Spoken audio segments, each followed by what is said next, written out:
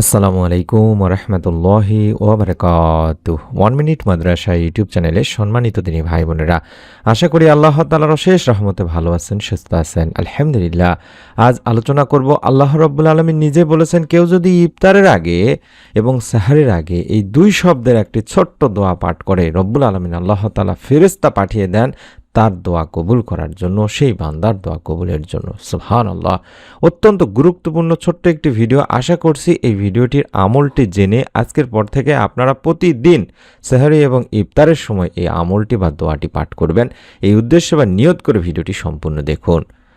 চলছে মহিমান্বিত রমজান, পবিত্র রমজান মাস। স্বয়ং আল্লাহ তাআলাই এই রোজা পালনকারীদের প্রতিদান দেওয়ার ঘোষণা দিয়েছেন। প্রাপ্তবয়স্ক মুসলমান নারী ও পুরুষের জন্য রোজা ফরজ দিনী ভাই বোনেরা। এর প্রেক্ষিতেই আল্লাহর নৈকট্য ও তাকওয়া লাভের আশায় মুসলমানেরা রোজা পালন করে থাকেন। আল্লাহ তাআলা তাই তো কোরআনুল মাজিদেও বলেন, রমজান মাস, এতে মানুষের দিশারি এবং সৎ পথের স্পষ্ট নিদর্শন, সত্যাসত্যের পার্থক্যকারী রূপে কোরআন অবতীর্ণ হয়েছে। সুতরাং তোমাদের মধ্যে যারা এই মাস পাবে তারা যেন এই মাসে রোজা পালন করে বা সাওম পালন করে। হে মুমিনগণ, তোমাদের জন্য রোজার বিধান হলো যেমন বিধান তোমাদের পূর্ববর্তীগণকে দেওয়া হয়েছিল, যাতে তোমরা তাকওয়া অর্জন করতে পারো। আল্লাহ রাব্বুল আলামিন নিজেই বলছেন। তাই সারা দিন রোজা রাখার পর ইফতারের আগে, ইফতার করার সময়, ইফতারের পর দোয়া পাঠের মাধ্যমে মহান আল্লাহর কাছে আমাদের শুকরিয়া আদায় করতে হবে দিনী ভাই বোনেরা। ইফতারের আগ মুহূর্তটি অত্যন্ত গুরুত্বপূর্ণ একটি মুহূর্ত, কারণ এই সময়ের দোয়া আল্লাহ রাব্বুল আলামিন ফেরত দেন না, বান্দার দোয়া আল্লাহ তাআলা কবুল করেই নেন।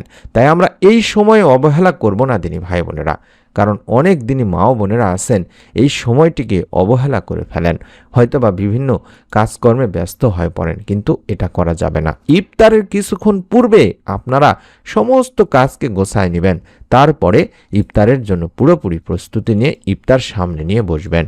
ইফতারের বিধানই এটা যে সারাদিন উপবাস করে সূর্যাস্তের সঙ্গে সঙ্গে বিলম্ব না করে রোজা ভাঙ্গা বা খোলার উদ্দেশ্যে কিছু খাওয়াকে ইফতার বলা হয় থাকে। সময় হওয়ার সঙ্গে সঙ্গে দেরি না করে এই ইফতার করা প্রিয় নবী সাল্লাল্লাহু আলাইহি ওয়াসাল্লামের অন্যতম সুন্নত একটি দিনী ভাই বোনেরা। সূর্যাস্তের ব্যাপারে নিশ্চিত হওয়ার পর দেরি না করে দ্রুত ইফতার করে নেওয়াই সর্বোত্তম। এটি বুখারী শরীফের একটি সহিহ হাদিসে বলা হয়েছে।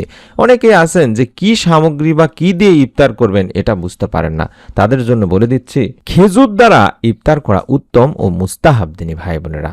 আর যদি খেজুর না পান বা খেজুর না পেলে কিংবা না থাকলে আপনি শুধুমাত্র সাদা পানি ইফতার করতে পারবেন বা সাদা পানি দ্বারাও আপনি ইফতার করতে পারবেন, এটাও উত্তম। তবে হ্যাঁ, মনে রাখতে হবে ইফতারের সময় সামান্য কিছু দিয়ে হালকা ইফতার করে কিছুক্ষণ পর পরিপূর্ণ খাবার গ্রহণ করা ইসলাম ও বিজ্ঞানসম্মতভাবে উত্তম।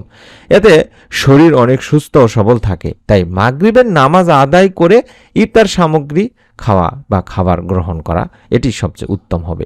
আর ইফতার সামনে নিয়ে বেশি বেশি করে অপেক্ষা করবেন, দোয়া তাসবিহ তাহলিল পাঠ করবেন, কারণ ইফতারের আগে ইফতার সামনে নিয়ে তাসবিহ তাহলিল তওবা ইস্তেগফার আল্লাহ তাআলার কাছে অনেক পছন্দনীয় একটি ইবাদত।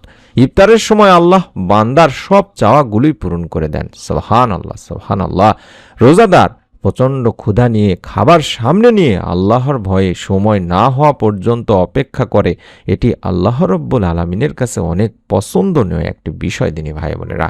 তাই আমরা ইফতারের আগ মুহূর্তে বেশি বেশি করে ইস্তেগফার পাঠ করব, তাওবা ইস্তেগফার পাঠ করব। আপনি চাইলে আস্তাগফিরুল্লাহাল আযীম আল্লাযী লা ইলাহা ইল্লা হুয়াল হাইয়ুল কাইয়্যুম ওয়া আতুবু ইলাইহি লা হাওলা ওয়ালা কুওয়াতা ইল্লা বিল্লাহিল আলিয়্যিল আযীম এভাবে পড়তে পারেন, অথবা শুধুমাত্র আস্তাগফিরুল্লাহ আস্তাগফিরুল্লাহ আস্তাগফিরুল্লাহ মনে মনে হয়তোবা খুব বেশি বেশি করে পড়তে পারেন। তাছাড়া ইফতারের সময় যে দোয়াটির কথা আমি শিখিয়ে দিচ্ছি, এই দোয়াটি অবশ্যই অবশ্যই করার চেষ্টা করবেন।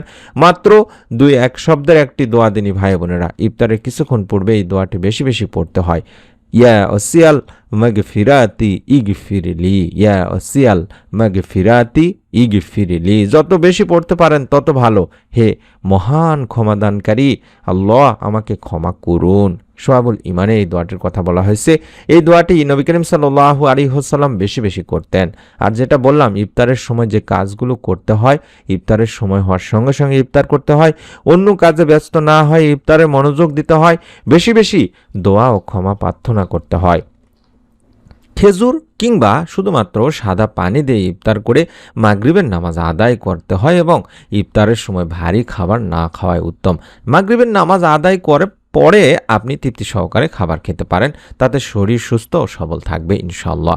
আমি আমার সম্মানিত মা ও বোনদের, দিনী ভাই বোনদের অনুরোধ করব, ইফতারের অন্তত 5টা মিনিট 10টা মিনিট আগে হলেও আপনি সবাইকে নিয়ে বসুন, তাদের সকলকে বলুন বেশি বেশি করে যেন দোয়া দরুদ পড়তে পারে, তাসবিহ তাহলিল পাঠ করতে পারেন, শুধুমাত্র আস্তাগফিরুল্লাহ আস্তাগফিরুল্লাহ বলতে পারেন এবং শিখিয়ে দেন যে ইয়া ওয়াসিয়াল মাগফিরাতি ইগফিরলি, সকলেই যেন বেশি বেশি করে পড়েন।